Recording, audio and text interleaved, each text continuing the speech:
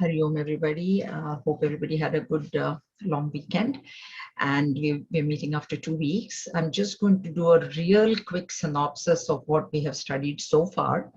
We are actually verse by verse studying the various principles of Karma Yoga, the principles of how to convert karma into Karma Yoga, purpose being to purify the mind. Purpose of Karma Yoga, it is a means, it is not the goal. But definitely we need these means to purify the mind so that we can understand clearly the knowledge. It started in verse 7 where Bhagavan said, the karma yogam asaktah savishishyate, means the one who does karma with detachment. And we saw detachment to what? Detachment to the karma itself, detachment to the result for sure, and detachment to the doership. So that was one.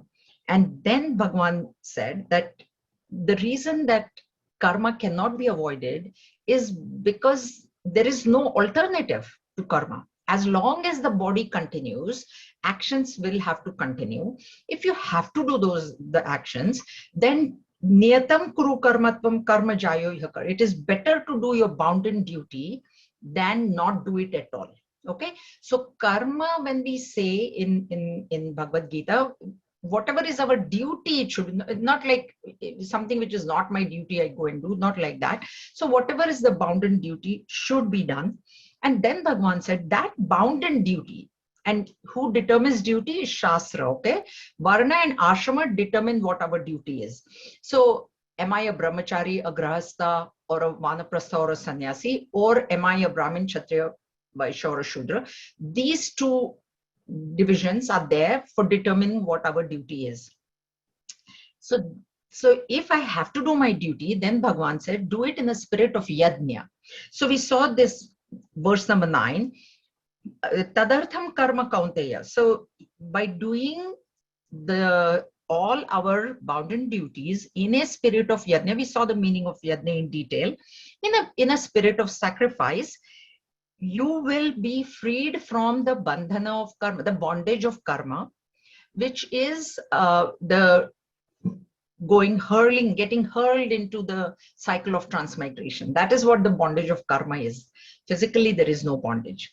And he says that therefore he says, O Kaunteya, son of Kunti, without free of any attachment, mukta sangha samachara. Now, when we are free of attachment, or when we are doing an action for, say, our master, guru, God, whatever, we may say, who cares? So that we don't say, I can do it anyway. Bhagavan has qualified it by sama achara. Means you have to do it to the best of your ability. Here, I remembered a story which Swami Tejoyanji told us. And I think it is a Balvihar story. So it's kind of meant for the Balvihar teachers that I hear. And I was thinking, should I tell it in a fashion of a Balvihar teacher or of an adult teacher? So take a pick. If I go Balvihar teacher, then all of you have to imagine yourselves to be in either Tripti Ji's class or Prem Sai's class, and you are not allowed to ask adult questions. Deal? Okay, so here was the story. Once upon a time, in a faraway land was a huge forest. And the king of the forest was the lion. And he was very, very regal and royal. And he would go about the forest. You know, he was the king. It was his kingdom. Then one day, a field trip came from the school. Do you guys go on field trips? Does your teacher take you on field trips? You are Prem Sai students or you are Tripti students, okay? So does your teacher take you on field trips? Answer has to be yes, can't be no. Otherwise story doesn't work. So there was this field trip that came to the forest, and because the lion was the king of the forest, he welcomed them. You know, when you go on a field trip, suppose if you go to the science world, then the manager of that science world is going to receive you, right? Correct? So that way the lion received the students, and of course the teacher was with them. You never go without your teacher anyway, do you? Or without your parents, you don't. So the teacher was there, and the lion said, he took them around his kingdom and showed them everything. But what happened because the teacher was talking to the lion fell in love with the teacher. Please do not ask me how. I do not know how. Okay? That is not to be asked. And the lion fell head over heels with the teacher. And the lion was quite brave. He was brave. And so he told the teacher that I want to marry you. That was the right thing to do. If you fell in love, then you must get. So the teachers knew. The teacher was very intelligent. I'm sure all your teachers are intelligent, right? Whatever teachers you have. So the teacher was very intelligent, and she said, I have no problem marrying you. But, traditionally, protocol is that you need to approach my father and ask him for my hand in marriage.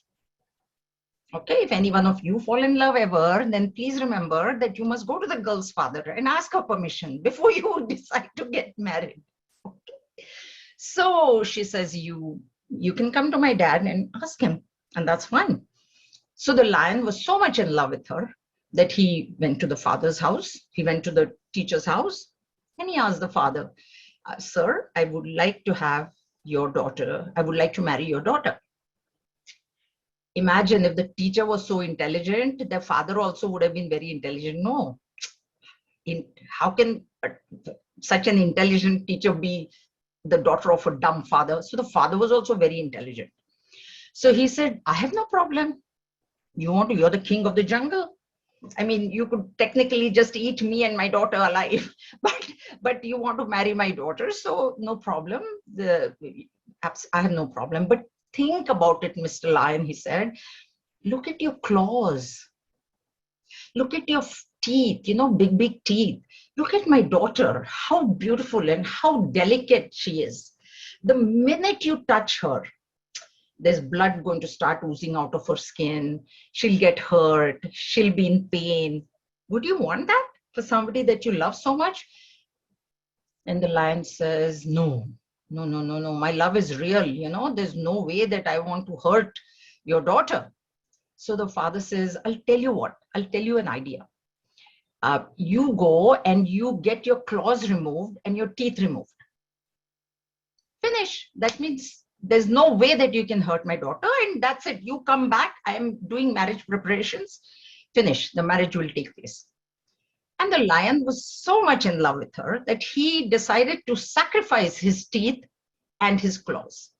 And he went to his barber. Don't ask me who his barber was, but there was a barber in the forest. He was the king. He got free treatment, free everything. So he went and he had his teeth removed and his claws removed. And he came back to the dad. And the dad was waiting for him with a rope. And the minute he came in, he tied him and he said, you think you want to marry my daughter? Are you kidding me? Am I going to give my daughter to a lion? I'm not. Now, let's see what the moral of the story is. The lion's claws and fangs represent our doership and enjoyership. And the danger in karma, the danger from the lion was only because of his claws and because of his teeth. Correct? And what the father did was, by removing those two aspects of that lion, he made the lion absolutely helpless. So doership and claws representing doership, because we do with our hands, and we enjoy with our food. Generally, we'll enjoy with our mouth, right? So that represents enjoyership. So when you remove the doership and enjoyership out of the karmas that you are doing, that karma becomes helpless in binding. It cannot bind you. That is the moral of the story. So it's an adult story as well as a Bal Vihar story. Swami Tejomayanji had told us this story when we were studying in Sandipani. He said that this karma bandhana is not because of karma. It is because of this doership and enjoyership notion. Also, why even this karma was being done, what was determining that karma was the desire. So the desire in the lion's mind, the desire in our mind, nobody is is going to act without a desire in the mind. And if that desire is not the right desire, it should be discarded immediately. We must not have desire of doing something wrong or anything. Even if it is a legit desire, it could be a really good desire actually. I want to help somebody. But even the best of actions are going to bind you if you have the doership. If you have the notion, see how great I am, I did this. I gave so much money. So now my name is on the building, whatever. So remember that good as well as bad action by itself is inert, is always inert. It has no power to bind us. So what is binding us is our own attitude. So we have to work on our own attitude. And if we take care of these two, then this karma is not going to be a bondage for us. All right. Now, we saw Yajna, spirit of sacrifice and surrender. Who set this tradition in motion? That's what Bhagavan said in verse 10, that Brahmaji himself has done this. And who is Brahmaji? Is the creator of this world, which means that this tradition of working in a spirit of sacrifice and surrender has been given by the creator himself at the beginning of creation. So it is that old. It is not, Bhagavan is telling him, it is not something new that I pulled out of my hat and I'm telling you. Throughout Bhagavad Gita, you will see this. Bhagavan will say, this already has been there. This already has been there. So there's nothing new. Bhagavan is, it's not like Bhagavan thought, oh, for Arjun, this is. No. This has been there for the entire population. And how did Brahmaji do that? By creating the four varnas. So Brahmin, Kshatriya, Vaishya, Shudra, we saw last time in detail how they are not rungs of a ladder, but they are the four pillars supporting the roof. So you cannot say that one pillar is any lower than the other one. Or in our own body, face representing the Brahmins, hands and shoulders representing Kshatriyas, thighs representing Vaishyas, and feet representing Shudras. Which one are you going to say I don't need? Or inferior? Feet are inferior. How will you walk then? Hands are what good are the hands? Kshatriyas, no good. How will you eat? How will you work? So no part of the body, just like no part of the body, every part has its own function and its own importance. One of the examples that they give is, now of course there are digital watches. I don't know how they work, but previously we used to have the wristwatch or the watch which we used to wind. There were the hands and then we would wind those. I don't know if the young people even know this, but that is what I grew up with anyways. Inside there will be a whole network of little screws, and Tripti is saying yes. So those, right? Your wristwatch, if you opened it, now of course it's like, I don't know what it is now, but you could open the back and inside you will see this little, like wheels and little, and gears. Even the littlest of some part. They are called gears. They are called gears. Those spiky things, they are the gears of the... Gears, correct, gears. So there were so many gears, and even the littlest of gear, if it was not functioning, that whole watch will not function. So that tells us that even a little part in the functioning of an instrument or whatever goes out of whack, the whole instrument is not good. So you cannot say that, oh, that this part is very little, who cares? You cannot say that. That's what it is. Okay. So all of the people, when they work in a spirit of yajna, then what comes out, that Bhagavan next he says that you invoke, by working in a spirit of surrender, by working in a spirit of sacrifice for the total good, what happens is that work will invoke the potential within you. That is the devata. Traditionally, you pray to the gods. That time they used to pray for rain. Putra Kameshti, Darshat did it for a son. So you could do those yajnas traditionally. But now, if we give that traditional meaning now, that's why Bhagavad Gita is told in the Dwapar Yuga, where Kali Yuga, so it's actually meant more for Kali Yuga. It is not meant for the previous, because previous yugas are already gone. Bhagwan has given this just before Dwapar Yuga ended, about 36 37 years, thousand. Just before Dwapar, just towards the end of Dwapar Yuga, this Bhagavad Gita has been given out. So it is meant for us in Kali Yuga. So nobody is doing those yajnas, fire rituals anymore. But you have your own potential has to be invoked within. And that potential will be invoked when you work selflessly. If you work selfishly, then that potential will not be invoked. And when you invoke that potential and you work towards a common goal, towards common good, selflessly, results will come. Why will they not come? Because that is the law of karma. You do karma, karma is going to give you result. Ishwar Phaladhata is there. So Ishwar will give you that result. Now that result, if you only eat means if you only keep it to yourself, then Bhagwan says you're like a thief. Because everybody has worked towards that goal. It should be sacrificed. The thing that came to my mind is, at least I worked in a bank, and at the end of the year, the bank, of course, made profits. Then we all got a bonus, right? So corporations are also giving out to employees. At least banks did. Royal Bank did. Or then we had our report, and then we got a raise as per whatever we had done. So everybody in the bank worked towards a common goal, towards whatever the goals of the bank were or the organization were. And then when the results came in the form of wealth, money, it was distributed to the employees. So that's what it is. He says, if you yo bhukte stena evasal, you're like a thief. If you don't, this thing at an individual level, when we work, that's why it is said that grahasthas, when we work, we should earn at least a little bit more than what our family requires.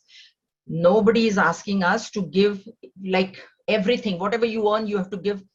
That is not asked of. Okay, that is not feasible. That is not doable. That should not be done.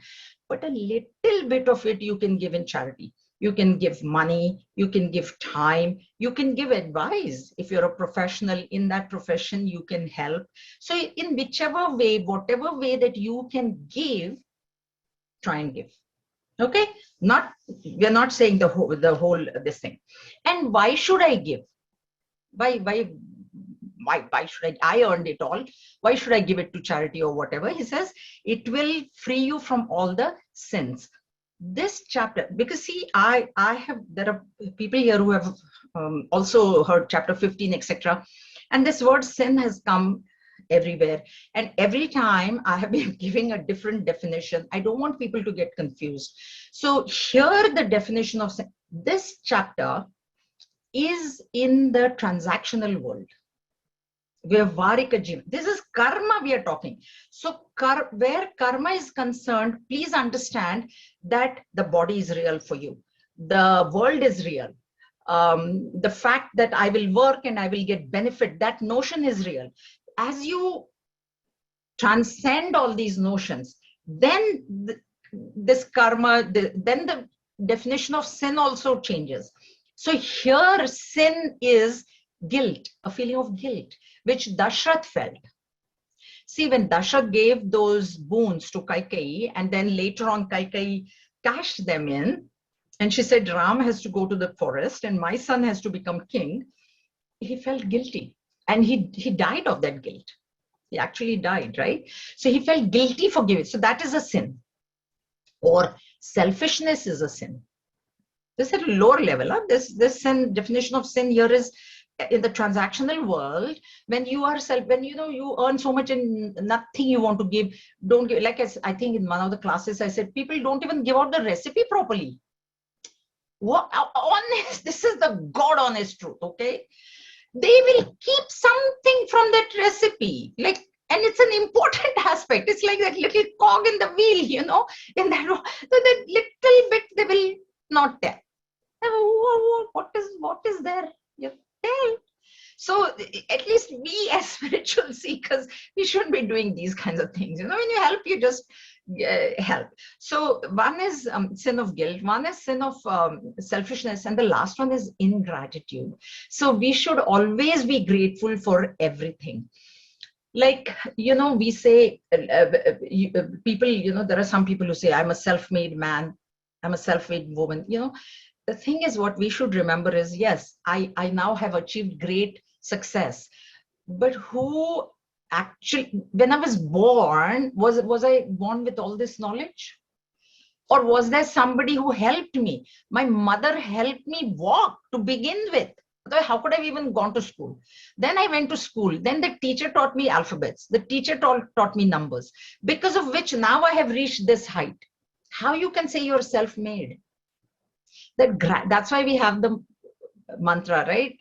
Matru Devo Bhava, Pitru Devo Bhava, Acharya Devo Bhava. Why? Matru first, because mother is the first teacher.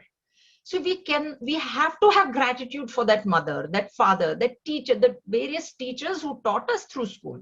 Then we reached a height and, and succeeded and became whatever that we became.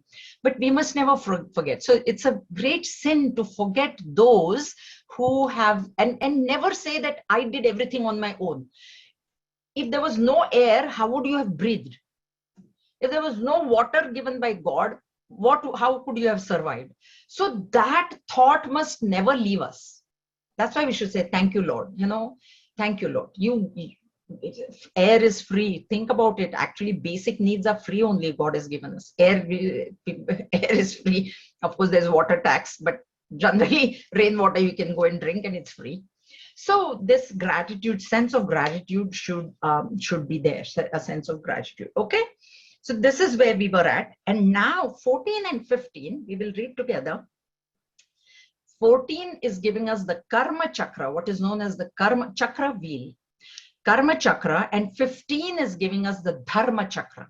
Both these chakras, both these wheels are important. So now we will first see them as they are told. So in the literal meaning, and then we'll see a little subtler meaning. Yes. Sorry, Premsai had a question. Yes, sorry. Go ahead, Premsai. Thank you, Jayji. Just would you be able to explain the sin of guilt a little bit more? Just because I think in the way that we grow up, oftentimes guilt is the thing that tells us we've done something wrong. It's seen as a positive. So how does it become a sin? Is it when it's too much, or is it when it's over consuming? Why is it considered a sin here? Okay, it is considered first of all a sin because you will feel guilty only if you have done wrong. Right? Do you feel guilty if you do, suppose you help oh, I feel very guilty. Huh? Why did I help this person? So the first thing, guilt is coming out of something that you have done incorrect. And that incorrect thing, therefore, Gurudev has said, there is no need for somebody else to punish you. Your own sin will punish you, coming forth as guilt. And then guilt, when it comes, can you be at peace? If you have guilt in your mind, will you have peace of mind? Right? Therefore, guilt becomes, therefore, see, even in the first chapter, I told you, or second chapter, wherever, you think first and then act. Guilt will usually come when you have acted and oops, why did I do that? Why did I speed? I thought I would overtake this guy, but now somebody else came and hit me. Right? But I shouldn't have speeded in the first place. That's why it becomes a sin. At a very later on, when we go into karma sannyas, we will actually tell you that when you have the notion I am the doer, that is sin.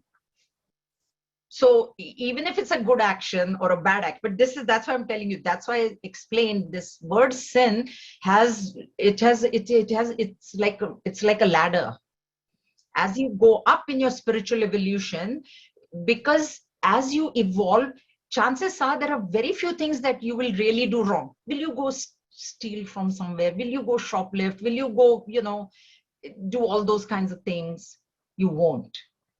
Right? You won't. Then what happens is, then other factors come in. And the final level in Kaivalya Upanishad, the definition of sin then in Upanishad is like just to think that I am the body, sin. That is a sin. But we are not talking that here. Clear? All right. So let's go into 14 and 15. I will read together but explain separately. Annad bhavanti bhutani parjanyad dhanna sambhavaha yajnad bhavati parjanyaha yajna karma samudbhavaha. Karma brahmodbhavam vidhi brahmaksharamasam samudbhavam tasmat sarvagatam brahma nityam yadne pratishtitam. From food comes forth beings. From rain, food is produced. From sacrifice arises rain, and sacrifice is born of action. Know you that action comes from Brahma, and Brahma comes from the imperishable. Therefore, the all-pervading Brahman, God, ever rests in sacrifice. All right. So, from food comes forth beings. Bhutani, when the word is used, bhu bhavati, to become. Bhutani includes humans, animals, plants. That's the first thing to be added. It is not, when the word Manushya is used, then Manushya only means human beings, male and female both. But Bhutani is not just restricted to humans. It is all living beings. Let's put it that way. Okay. Now, from food comes forth beings means who is sustaining all the living beings? Actually, body is sustained by what? By food. Literal, huh? This is, we are taking the literal meaning. So think about it. You can have a very Gurudev's joke, I'll tell you. There was a young married couple, he probably knows this, all lovey-dovey. On the first 3 days of marriage, it was all only you and me, you and me. On the 4th day, the wife said, okay, Mr. Husband, please go out and earn some money because now I'm hungry. Now love is not enough for me anymore. I know you love me very much, but I need food. So the point is that the body, see, mind needs love. Mind needs, love, sympathy, kindness. Body doesn't need all those things. Body is always, it needs actual physics. Now we are talking food means food, okay? We'll see the broader meaning of that. But right now, the narrow meaning of food is what I eat. And what we eat is what is sustaining the beings. And that's why it is said, from food comes forth being means beings are sustained by food. All right? Living beings.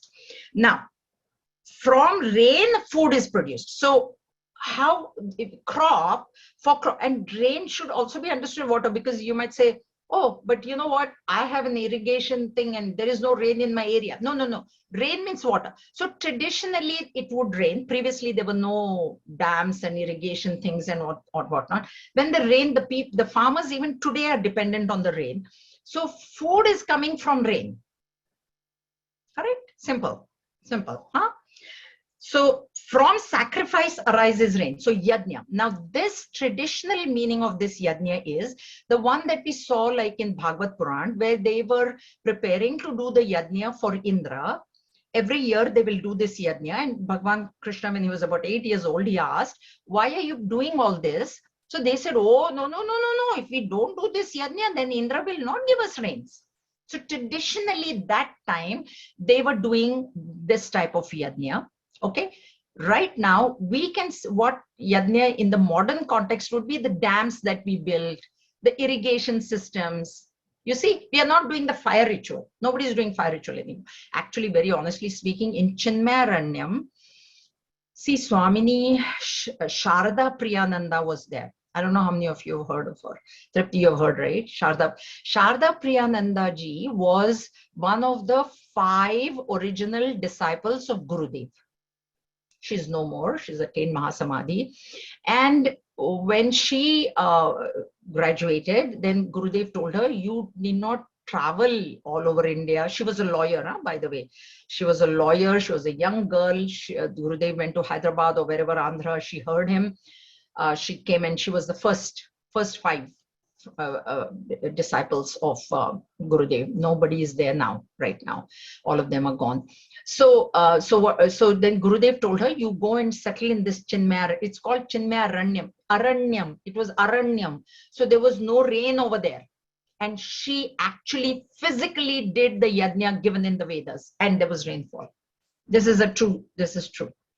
She actually had all the priests come. So whatever is given in the Vedas, never doubt it.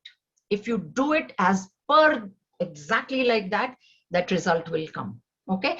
But right now we don't, this was done like, I have heard of this. So this was done in, so people can do it, but people don't. But what you can appreciate is people build dams, right? People collect water. So that yajna. And sacrifice is born of action. Yajna is translated as sacrifice. But how is that, when I do the yajna, aren't people working to do that yajna? So karma is there. All right. So straight meaning, all the beings are sustained by food. Food is coming from rain. Rain is coming from yajna, sacrifice. And then who is doing the yajna? Human beings are doing. Karma is being done. This is one wheel. Huh? This is the wheel of karma, karma chakra. Now what we need to understand is the broader meaning of these words. Bhutani remains the same, beings. That remains the same. Food, translated in Sanskrit, it is ahara. Ahara is what we intake, whatever is taken in. So what we are taking in is not just eating food, we are taking in color and form through the eyes, nose, smell, sound here, and touch. So all these are considered as food. Food for the eyes. Don't we say, oh, food for the eyes, food for the ears, food for the... So the broader meaning of food is anything that we intake in. Means what? Food we enjoy. So anything that we enjoy becomes food. And so food is the consumable objects. Why? Food for the eyes is, say, movies or TV, because color and form, that is the food. So that is, TV is a consumable object. Okay. For the ear, music is a consumable good. So food is to be taken as consumable goods, because those are the goods that all the beings are enjoying. Correct? Everybody clear on this? All right. So then, okay, then food is coming from rain, right? Traditional food, the food that we eat is coming from rain. But rain is the effort that we are putting. Rain is money. How will I buy a TV? How will I buy a house? How will I buy a car, which I will enjoy? I need money. So rain is the things that I earn, the work that I do to earn to get the goods. That rain becomes that. All right. And yajna becomes my job. Getting a job, potential, the potential that I have within me, which I will invoke by doing actions, karma. Okay. So this is how the cycle is. So there is karma, which is done in a spirit of sacrifice, which will give me rain, or which will give me the money. Right now it's only money, which can buy me objects, consumable objects, which the living beings will be sustained by. Because it is not just food, you know, basic necessity is food and shelter, basic. But the minute a person has that basic necessity, doesn't the person think, oh, it would be nice if I could go for a movie. It could be nice if I could have some good clothes. See, first, human beings, it's in humans, animals is a little bit different, but humans, you know, first we want security. One example is to give us was, I don't know how many of you have lived, some of you have lived in Bombay. Okay. So Bombay, we have the buses, that time buses, and there should be double-decker bus or single-decker bus, and huge lineups. Okay. So the person is standing there and he's very, very anxious. You know, I need to get into the bus. I didn't get into the bus. Okay. So that's the first step. So he's very anxious, he's standing in lineup. Then he just rushes in and he gets on the bus. Okay. The bus is so packed that he's standing, but he's like, doesn't matter, you know, at least I got in. Okay. Then once he gets in, he's standing, and then he's like, he starts looking around, you know, why, who is the one who's preparing to get off at the next stop? Then he's looking for a seat. Tell me if I'm saying anything wrong or if anybody else has not done this. Okay. First, his priority, he was not thinking of a seat. He was only thinking of getting on the bus. The minute he gets on the bus and he's, hanging there, he's like, that one. Okay, let me slowly start moving to, because you see, he has to catch. Then once he sits down, he's like, what is happening outside? This is how it goes. So what happens is, first I'm worried about getting a job, so I can't think of anything. The minute I have my job, so I know that, okay, my meals are taken care of and I have money to pay rent or whatever. I'm like, maybe I can buy some nice clothes now. Maybe I can buy shoes. So first security, and then we want all these things. This is how it comes. It's with us too. Okay. So this karma chakra, this is what is known as the karma chakra. This is to be understood here. Okay. So in so first I'll just maybe I'll show you this afterwards. Okay. Got it? Actions, doing yajna, getting money, getting consumable goods, and those are the ones that are supporting all the beings, living beings. Simple? Now, next one. Now the question is, what karma is to be done? Or where is this karma coming from? So when it is said, karma Brahma udbhavam vidhi, know that karma has come from Brahma. This Brahma means Vedas. It doesn't mean Brahmaji, or it doesn't mean Brahman. It means the Vedas. And the reason it means Veda, when Bhagavan says karma has come from Vedas, means whatever karma that you do has to be sanctioned by the Vedas. Means you cannot say, let us all get together, rob a bank, and then we can have an ashram for the mission. No. That is the purpose of this. That's why he qualifies karma. Bhagavan is qualifying karma. Know it. Know that. Because you see, with karma, I'll do, yes, all of us, let us sacrifice our time. Let us get, who can hack into the computer. Let us do this joint endeavor of hacking into somebody, and then all of us will go and do it. No. That's why this is important. So the Vedas, I told you, Vedas has got 4 parts, and in the Karma Kanda portion are the do's and don'ts. Vedas give us the do's and don'ts. We have to do karma as per the injunctions of the Vedas. This is what Bhagavan is saying. Karma, when he says know that karma comes from Vedas, means know that you are only allowed to do karma which is sanctioned by the Vedas. And Vedas are never going to tell you, go steal a bank, go do this, go do something wrong, hurt somebody, kill somebody, get, this. No. And how are the Vedas telling us? By giving us this Varna and Ashram. Varna, Ashrama, Dharma is coming from the Vedas. It is from the Vedas that it has come. And where has Vedas come from? Brahma Akshara Samudbhavam. Veda has come from Brahma. Brahma Akshara means Akshara, imperishable, the imperishable Brahman. Because Vedas, therefore, we say, is the breath of the gods. So Vedas have come from the imperishable. From the Vedas comes karma.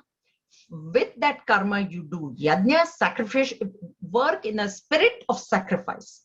There is work, and then there is a spirit of sacrifice, which will bring you the resources to get the consumable goods, which will sustain the beings. This is the karma. See, that's why, okay, I've written it. Can you see this clearly? In the middle is it, and then here's, Tasmat Sarvagatam Brahma Nityam Yadne Pratishtitam. The second line, what he's saying is, all this is rooted in yajna, in the spirit of sacrifice. And therefore, I don't know if is it clear enough? There is yajna in the middle. Here there is yajna. Okay. The lower 3, this is the wheel. Every wheel has a hub, right? And there are 6 spokes. The lower 3 spokes are in the realm of avidya, ignorance. And what are they? They are which would, yeah. So they are on one side, prosperity or rain, okay, at whatever written here, food and beings. So on one side, there is rain, there is food, means consumable goods, and then there is the beings, which are enjoyed by the beings. In the realm of Vidya, karma goes up in the upper side to indicate that it is not just karma, it is karma yoga. Because what is coming from the Vedas is not just karma, it is karma yoga has come from the Vedas. We have to understand that. And where is the karma coming from? The Vedas. And from Vedas, where have they come from? From the imperishable. So the top three spokes represent Vidya. And the bottom three spokes represent avidya. If this karma, this upper spoke, if the karma is done as, see, karmi is there. That's why I told you, there is a karmi. A karmi is one who has desires and he is working. Okay? He is working only to fulfill his desires. So what happens is, this karma over here, if you only work to fulfill your own selfish desires, you will remain in the realm of avidya. You can never climb up the ladder, spiritual ladder. So therefore this karma, and we are putting it up there, it has been put up there by Bhagwan, not me, is karma yoga. But we have to understand that if you do karma as per for your selfish, then you are, it comes in the bottom, in avidya. And all this, it has to be done in a spirit of sacrifice. Therefore the yajna becomes the hub. Everything that we do, there has to be a spirit of sacrifice. This is the dharma chakra, this second one. Because when karma is coming from the Vedas, that is dharma. Okay? And Vedas are coming from the imperishable, Brahman. Any questions? Yes. So Jayaji, sacrifice what? Like, if you can explain, like if you're doing something with the spirit of sacrifice, like sacrifice our own or something external. No. Sacrifice, we explained yajna, your own likes and dislikes. So you cannot, if it is your duty, you cannot say, I don't like to do this. If it is your duty, you set aside your likes and dislikes and you do it. That is what is meant by spirit of sacrifice. You sacrifice for somebody else. You sacrifice your time for your children. You sacrifice, your child is sick. You wanted to go for a movie or you wanted to go for a party. You sacrifice that. That is the sacrifice. But then if I'm doing it for my own children, is this not again like selfish? No. You're doing it. There is somebody other. If you're doing it only for yourself, selfish. Because even child becomes a higher altar. A small child is a higher altar. Like when the mother wakes up in the middle of the night to feed her child or change her child, she's doing it for the child. You're doing it for the child. You're doing it for somebody other than yourself. So it also depends on what ashram we are in. Grahastha, obviously, Grahastha ashram, of course, main because small children, but it is quite possible also that as a grandmother, maybe if the child is left, it is not a grandparent's or grandmother's duty to look after the grandchildren. It's not duty. It's not bound. That's why the word bounden duty. Am I bound by my grandchild? No, I'm not. But it is quite possible that the parents tell me, Mom, I need your help today. Can you look after my child? Then for that time, it is my bounden duty to make sure that the child remains safe. But it is not this is the main thing that is happening in India. I mean, I don't know now with satellite families, but in joint families, it's like the mother-in-law will not let go. Pravrittim, nivrittim will come. So we have to know when to engage and when to disengage.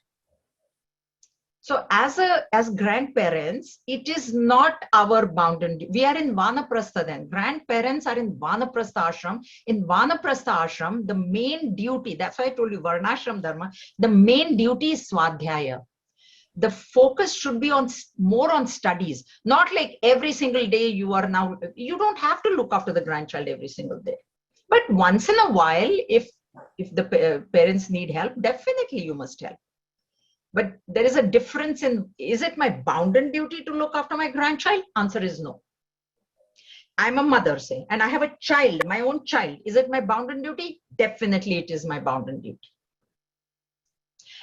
Sometimes I may even babysit somebody else's child. Then for that time, it is my bounden duty, because I must think. That's why I told you, when you make a decision, you have to think.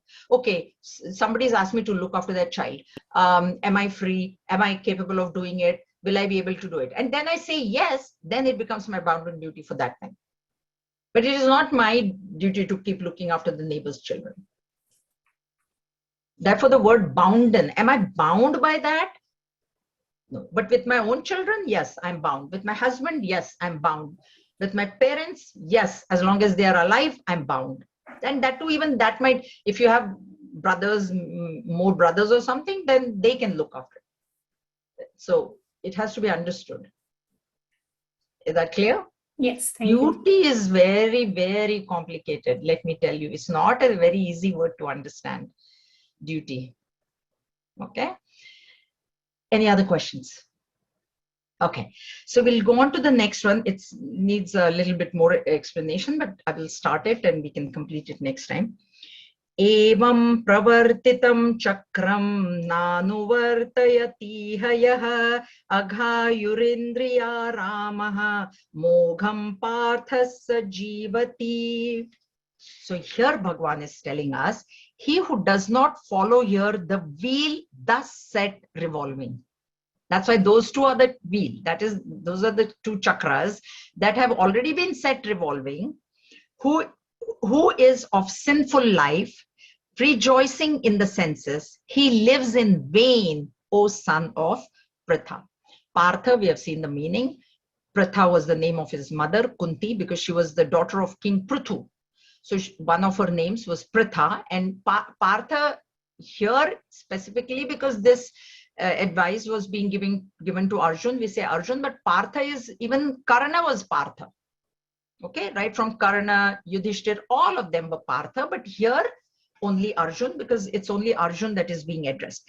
Evam pravartitam chakram. That's why this wheel has been set in motion when creation began, because when Vedas, imperishable Brahman is always there.